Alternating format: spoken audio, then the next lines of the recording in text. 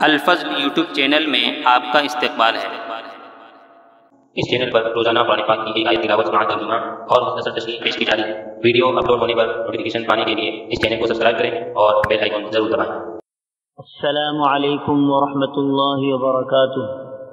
میرے دینی و ایمانی بھائیوں اور بہنوں، سورہ مائدہ آیت نمبر 40 پیش خدمت ہے۔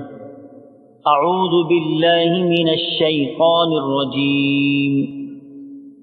أَلَمْ تَعْلَمْ أَنَّ اللَّهَ لَهُ مُلْكُ السَّمَاوَاتِ وَالْأَرْضِ يُعَذِّبُ مَن يَشَاءُ وَيَغْفِرُ لِمَن يَشَاءُ وَاللَّهُ عَلَى كُلِّ شَيْءٍ قَدِيرٌ۔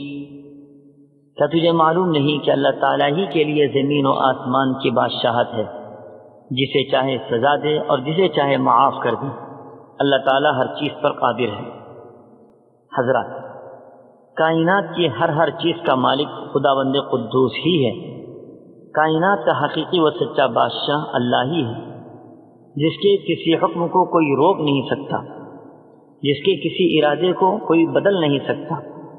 اسی طرح جرائم کی سزا مقرر کرنا بھی اسی کے اختیار میں ہے۔ وہ جسے چاہے بخش دے، جسے چاہے عذاب دے۔ وہ ہر چیز پر قادر ہے، ہر معاملے میں اسے کلی اختیار ہے۔ ان اختیارات کے استعمال سے اسے کوئی روک نہیں سکتا۔ اسی کی طرف اشارہ کرتے ہوئے شرعی احکامات اور سزاؤں کے بارے میں غلط بات کہنے والوں کو خطاب کرتے ہوئے قرآن کہتا ہے، کیا تجھے معلوم نہیں کہ زمین و آسمان کی ملکیت اللہ ہی کی ہے؟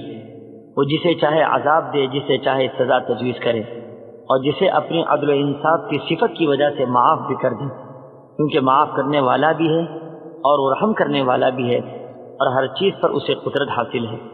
اللہ تعالی ہم سبوں کو تمام احکامات پر مکمل ایمان و یقین رکھنے کی توفیق عطا فرمائے۔ آمین۔